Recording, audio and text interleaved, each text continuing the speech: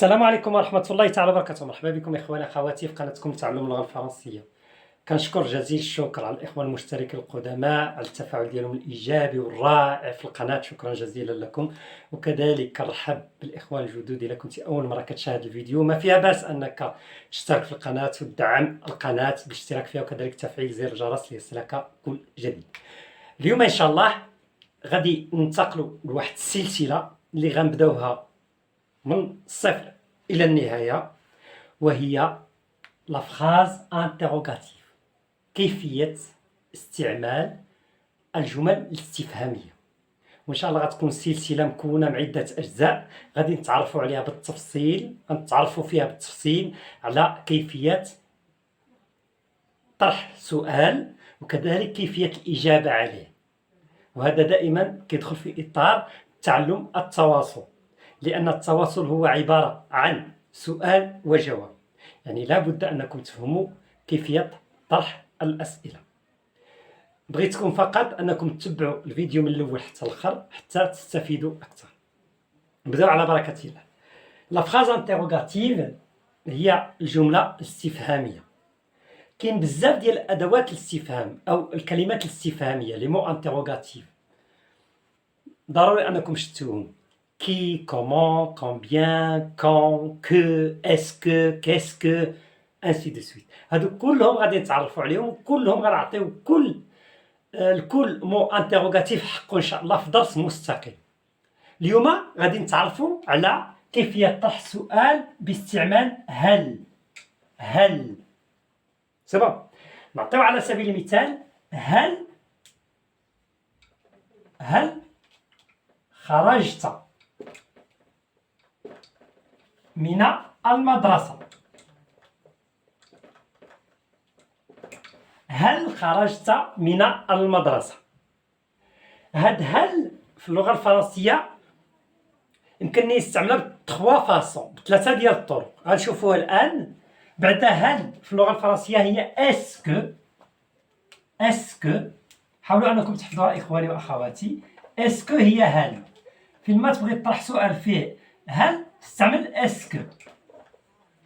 اسكو وغادي نكمل الجملة ديالي: هل خرجت من المدرسة؟ خرجت لو باسي كومبوزي، ولا نديرو هنايا لو بريزون باش ما نعقدوش الأمور. هل تخرج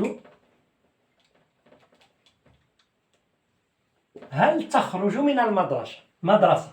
اسكو تخرج في لو بريزون، دونك يخرج هو sortir، donc est-ce que tu sors de l'école؟ هنا طرحت سؤال سهل وبسيط وصحيح. Est-ce que tu sors de l'école؟ Est-ce que tu sors de l'école؟ هل تخرج من المدرسة؟ Est-ce que يمكن لي نطرحها بطريقة أخرى، بطريقة سهلة جدا. هو كناخد غير لا فراز ديكلاراتيف. غنقول tu sors de l'école. هنايا إلا قلت tu sors de l'école c'est une phrase déclarative، جملة خبرية. ولكن إلا قلت tu sors de l'école je remonte l'intonation، فاش كنرفع من النبرة الصوتية هذا كيتسمى سؤال في اللغة الفرنسية. Alors يمكن لي نقول est-ce que tu sors de l'école؟ Je peux dire aussi tu sors de l'école. Tu sors de l'école. C'est clair. الطريقة الثالثة باش نطرح سؤال بحال هل اسكو نقدر ندير لانفيرسيون دو سوجي. لانفيرسيون دو سوجي يعني كنبدا بلو فيرب وموراه لو سوجي وعاد كنكمل. دونك جو دي sors tu de l'école. هذه طريقة، وهادو الثلاثة عندهم لو ميم سونس. sors tu de l'école يعني نقدر نقول est-ce que tu sors de l'école؟ tu sors de l'école. sors-tu de l'école؟ نفس الطريقة. يمكن لك تستعمل الأولى، يمكن لك تستعمل الثانية، يمكن لك تستعمل الثالثة. هاد الطريقة باش كنطرحو السؤال كتسمى في اللغة الفرنسية دي كيسيون فيرمي، أسئلة مغلقة. لماذا؟ لأن الإجابة عليهم احنا غنشوفوهم دابا. الإجابة على هاد لي تخوا فاسون كتكون سوا بنعم بحال اللغة العربية، سوا بنو، سوا نعم سوا نو. هنايا يمكن لي نقول غير وي او بيان نو. نقدر نقول اسكو tu sors de l'école؟ Oui. Est-ce que tu sors de l'école؟ Non. Tu sors de l'école؟ Oui. Tu sors de l'école؟ Non. Sors-tu de l'école؟ Oui. Sors-tu de l'école؟ Non. نقدر نجاوب عليها بهذه الطريقة. ولا إلا بغيت نزيد نضيف نبين بأنني عارف اللغة الفرنسية، je dis oui. هنايا tu يعني السؤال موجه لي أنا. je dis je sors de l'école. Et voilà. Oui, je sors de l'école. Ou bien je peux dire non. هنايا تابعوا فاش كنقولوا نو هنايا كنستعملوا لا نيغاسيون، كنستعملوا واحد نو با، كتسمى في اللغة الفرنسية لا نيغاسيون. هاد نو با دائما كنستعملها كتونكادغي لو فيرب. احنا غنشوفوا المثل هنا. دونك نو جو كنكتب نو،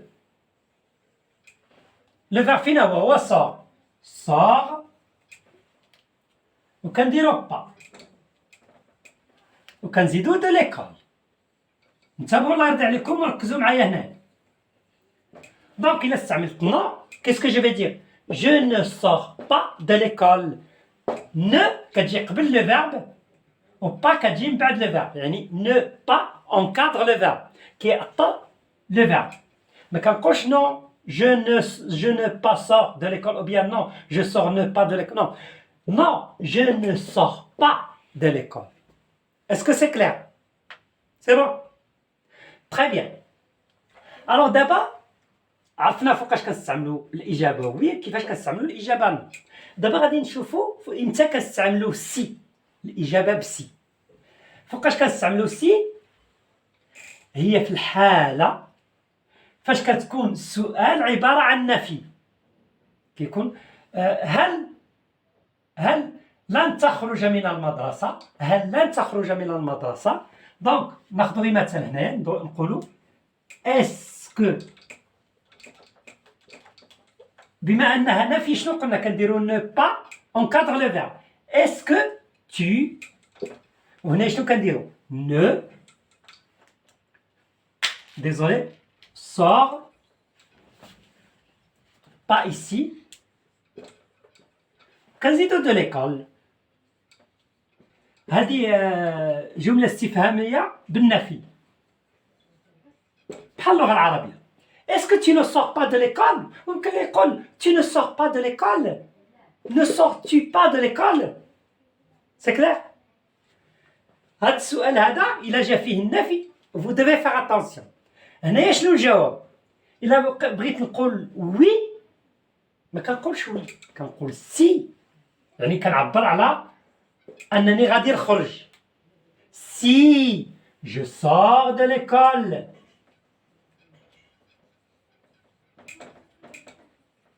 ما كنديروش وي كنديرو سي. وبالنسبة إلا كنت ما غاديش نخرج جو دي نو je ne sors pas de l'école. Et voilà, j'ai formulé des réponses qui sont correctes.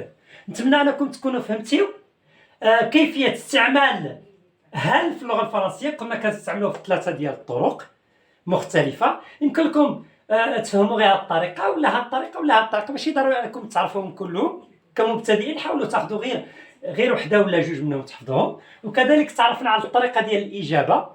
سي بون سوا وي سوا نو فاش كتكون لا فراز افيرماتيف، وفاش كتكون لا فراز فيها النفي لا نيغاسيون كنستعملوا سي الا بغينا نقولوا وي او بيان نو الا بغينا نقولوا لا.